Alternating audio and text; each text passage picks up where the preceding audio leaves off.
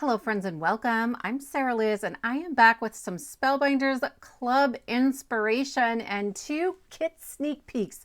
We've got little peeks so far, but we got bigger ones today. So Spellbinders sends me 4 clubs before they release. This is the 3D embossing folder of the month with the pumpkins, and it is gorgeous. Then we have the small die of the month with the scarecrow and a bunch of small dies, and I'll show you some inspiration today. I'll have another video with more of that. The large die of the month has this beautiful barn, a big sunflower, some hills, and a way to create a path with some fencing. It's a really great, very versatile die set. We're just using the flowers today. And then I get the stencil of the month. It is a 5-piece layering stencil this month. 4 of them have pumpkins on them, and 1 has all of the pumpkin tops. We're using it today, but you can see it better on this card. I made this in a live stream with my crafty friends. I'll link to that below, but I will show you a full tutorial for that and this card using those small die cuts from the small die of the month on Monday. I'll be releasing some inspiration using this sheetload of cards for September of 2024 because I love it. It's so good. If you're new here, all those sentiments are mine. I release free printable sentiments twice a month on the 1st and 3rd Friday, but in September there will be at least 5 kits, and the first bonus kit will release on the 11th. Then I'll have an announcement on the 13th about the second bonus kit. You'll get another kit on the 18th that is totally a surprise, and then another on the 20th. That's our regularly scheduled kit for veterans.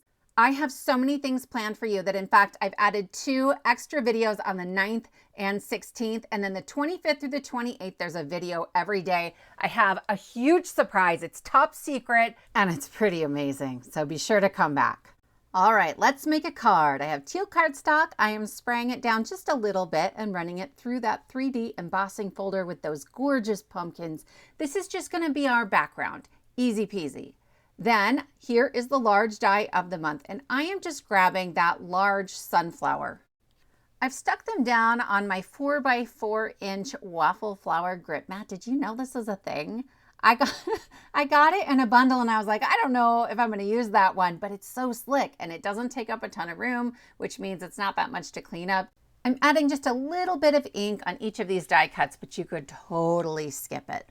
So this piece is from the mirrored arched labels. It's just a nesting die set from Spellbinders, but I find myself reaching for this one a lot. It's super simple and elegant, kind of a classic shape.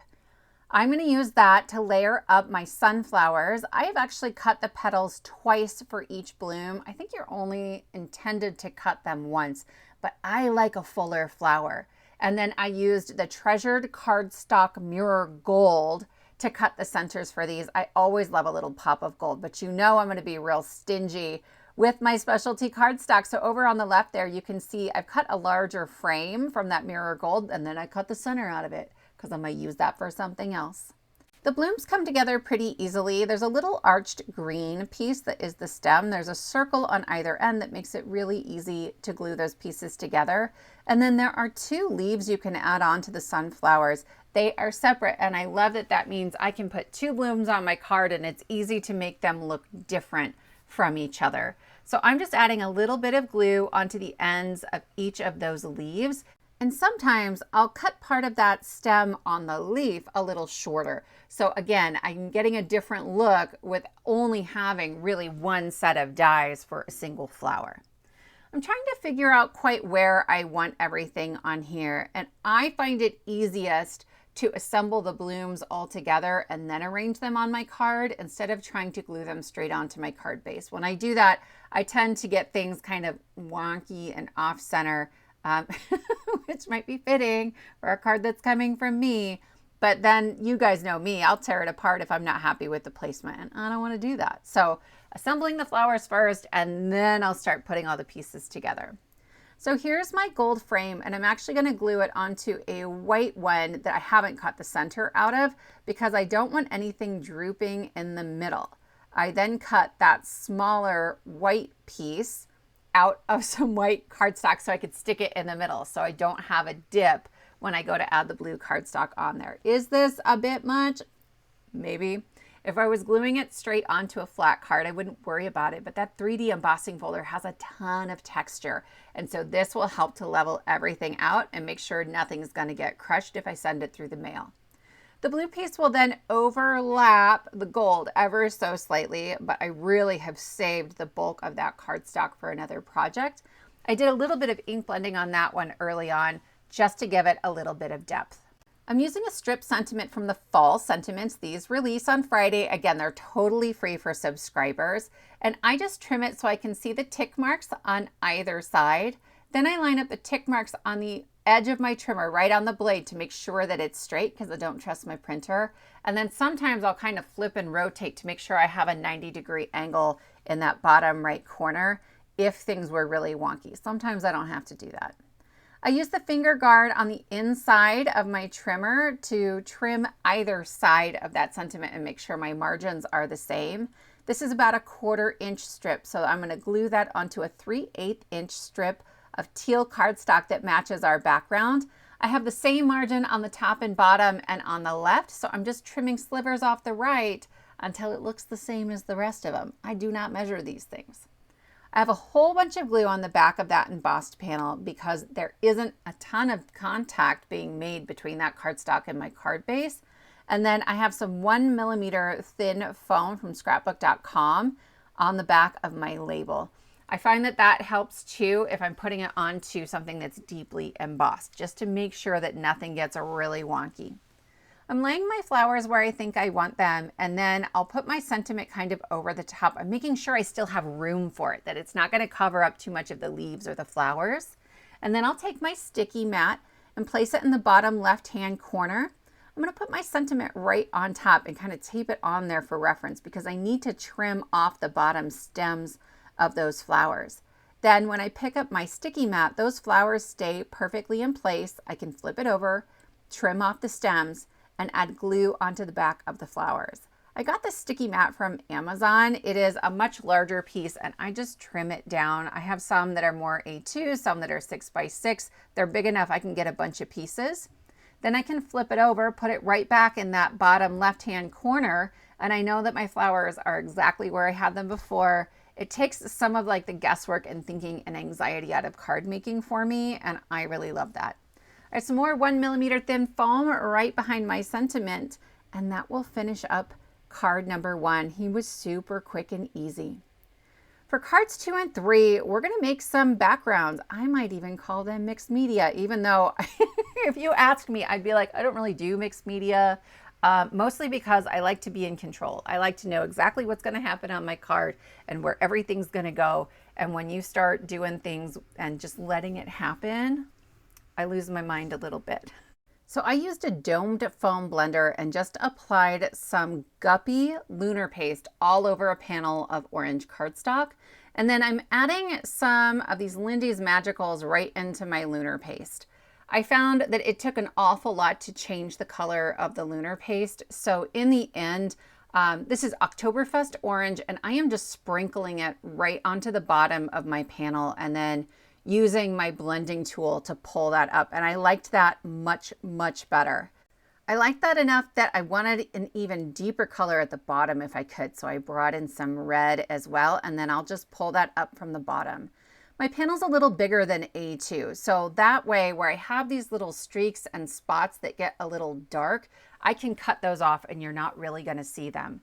I'm using these for pumpkins today, but this is the coolest like flame background I think I've ever made. So I'm like cooking in the back of my mind, how might I use this in some sort of like funny bonfire situation? I have a sentiment, I think, in the Friday kit that might work for that. While I'm working on backgrounds, here's the background for the 3rd card. Similar idea, same orange cardstock, and I'm using my water brush to pick up some of that Guppy Lunar paste. I should have come in with my palette knife to begin with. I really struggled to get all of the Lunar paste mixed into the water, and so I'm trying to sort of splatter that onto my background, and I was struggling a little bit, and I'm impatient. Some people might heat set what they had put onto their cardstock and then done another layer. Like when you're doing watercolor and you're layering things up and you're getting those really great lines. I don't have the patience for that or the time because my kids come in to interrupt me every 20 minutes when I'm making cards. So I just sort of lay my cleaning cloth right on top of it and pick some of that up. Here I've added some of that Oktoberfest orange, a bunch actually, right into that Guppy Lunar paste. There was enough water in there that one truly did give me another layer of color compared to the first one where there was so much Lunar paste that it really didn't change anything. I'm using my metallic watercolors to also add on some gold. As I'm shaking my water brush, I'm squeezing it. There's water coming out of the brush too. I will say I had to refill that brush probably 4 times while I was making that second background. So I live in Nebraska and it has been hot. In fact, on this day, they were replacing the windows in 2 of the bedrooms in my upstairs and the craft room, which is also upstairs. It was 100 degrees out, real feel temp like 110. So I'm making these backgrounds and they are drying as soon as I'm making them. It was kind of nuts. So this dried real fast and I wanted to go in and add some gold onto the stems of my pumpkins. I just got these new acrylic markers from Ohuhu and I've been using them a ton. It has 2 tips. There's a bullet tip, a thick one on one end, and then this is like a pen tip almost. And I have so much control, right? I've been writing my entire life. I absolutely feel like I can stay inside the lines and just color on the stem and not get it everywhere. I've been doing things kind of like this in a lot of my club videos, but with a paintbrush for a while. This was so much easier. This one happens to be a metallic gold, but it's a 30 pack of markers and there's a bunch of matte colors in there too. I'm going to use a fall sentiment on that one as well. We'll use this Happy Birthday Pumpkin. I'm using strip sentiments today, but my kits come with circle sentiments and rectangle sentiments. Some of the kits this month, you guys, I haven't told anybody. Some of the kits this month are going to have large format sentiments and clip art and pattern paper. Like I can't even. I've had so much fun making things to really celebrate emergency kits. I love shopping in September because there's so many cool, exciting new products coming out, but it's also an expensive month sometimes. So I wanted to make sure you guys had lots of free options of ways to supplement your crafty budget. To finish up card number 2, I am adding an A2 panel, 4 1/4 by 5 1/2 of brown cardstock onto my A2 top folding card base. And then I'm going to go ahead and add my pumpkin panel on top of that. It killed me a little, but you know, it's bigger than A2, so I trimmed it down. It is 1/8 of an inch smaller than A2, so 5 3/8 by 4 1/8. I was actually able to cut off about a 1/2 inch strip from the side of that I will save for another project because I'm a little bit of a hoarder sometimes. Then a little bit of that 1 millimeter foam. It's a 1/4 inch foam strip from scrapbook.com. And that will just help me to pop up that sentiment enough that it doesn't get wonky on the very uneven texture of that background. My friends, I love this so much. Yeah, I thought that was going to be my favorite card. But by the time I went to photograph everything, this one surprised me. I feel like there's one of these every month with the club kits. I think because I'm working with product I didn't choose, right? They just send it to me. They're like, hey, make something out of it. I'm adding a little bit of orange ink to the bottom of my panel. Again, this one's bigger than A2, just to give it a little darker color before I start stenciling. We have 5 stencils. 4 of them are those pumpkins and 1 of them is the tops of the pumpkins. And actually, I'm doing the same thing on all the layers. I could have used a single stencil that has all the pieces cut into it for this, but definitely check out the live stream if you want to see it in different colors. I added some anti-static powder to my panel and then I just taped the stencil on there. It just happens to be the exact same size as my cardstock. I'm putting some Delicata white shimmer ink through those holes and I'm using a domed foam instead of a blending brush. I do have a blending brush for this ink, but I just find that when I'm trying to get through a stencil, I can get more ink on more quickly when it's a shimmer ink or a pigment ink like this. Then I am adding on some clear embossing powder. I probably should have just taken out like a piece of scratch paper because this panel is so big. I just made a big old mess, but that's how it goes sometimes. When I go to melt that powder, what's happening is that that white shimmer ink, more than being shimmery, gives me just a hint of color. You could try it with white pigment ink, but it definitely would be darker. You could use Versamark ink, and then Hero Arts has like a clearish pearl embossing powder that's really, really beautiful. That would have more shine, shimmer, I want to say. And I think it also would be a little more opaque. I love that doing it this way with the clear embossing powder, I am able to maintain all of that texture or visual texture that we created in the background with our Lunar paste, with the Lindy's Magicals, with the metallic watercolor. It's sort of trapped underneath that embossing powder. So I'm going to kind of speed through the other 3 stencils because it's hard to see on camera and it really is just the same thing because I'm not using different colors. But this is stencil 4. Here's the reveal. You're going to get kind of a good look here at the pumpkins. When you tilt it in the light, you can really see that and it's gorgeous. And then I can heat set that one more time. That last stencil, I thought about doing gold pumpkin stems on my sort of translucent pumpkins. Let me know if you would have done gold pumpkin stems. I did that on my colored panel and I loved it so, so much. But this is the panel totally embossed. The best part comes when I go to lay more ink down on top of that. I decided I wanted the entire panel to be a little bit darker of an orange just to start with. And I love the Spellbinders large blending brushes for this. They have such a soft bristle that you can get a nice soft blend and I'm not going to end up with blobs of color. And then I'm coming in with my blending buddy from Trinity Stamps to start laying in some of that Delicata black shimmer ink. It actually is a lot darker than it looks, but I'm using kind of a light hand here. I didn't want to go too dark as I was bringing it up the panel. But at the very base of the card, I do want it darker. So I'm bringing in black soot, just the regular distress ink, and I'm constantly coming in with my rag just to wipe that away from those embossed pumpkins because I want to know what it looks like. I have a tendency to go too far, to over ink. And then to be sad that I could have stopped earlier and that I might have missed a really great looking panel. I'm going to use the small die of the month and just some of these little pieces. I have a big card coming up. If you want to see a sneak peek of it, I will link to my sneak peek video from the first of the month that showed you 2 cards that are going to go with the kit on the 18th. And it uses the scarecrow, or one of them uses the scarecrow.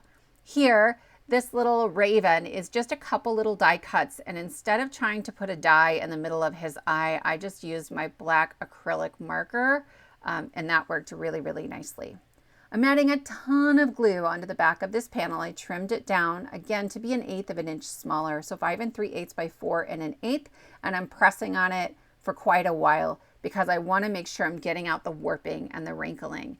And then, my friends, we have Halloween sentiments. What I'm really excited about in here is that the strip sentiments have our regular 4 fonts that come with them, but then there are 2 additional more Halloween-y fonts, and I'm using one of those here. Please let me know if you would like the Halloween sentiments in white text on black. Right now I have everything set up for black on white. I would love to know your feelings about reversing that a little bit. I've trimmed it down to a 1/4 inch strip and then I'm adding it onto a 3/8 inch strip of black cardstock. Again, I just trim off little slivers on that 4th side until it matches the rest of it, and that works fine for me. I have a black top folding A2 card base, and I'm going to add my panel on there. I probably could have added the orange panel straight onto the card base, but the extra cardstock really helps to cut down on the warping. I have some 1mm black foam strips from Waffle Flower. If you're going to make a Halloween card, you got to have black foam strips or a black marker to color in your foam strips so you don't get that glaring white peeking out from behind there.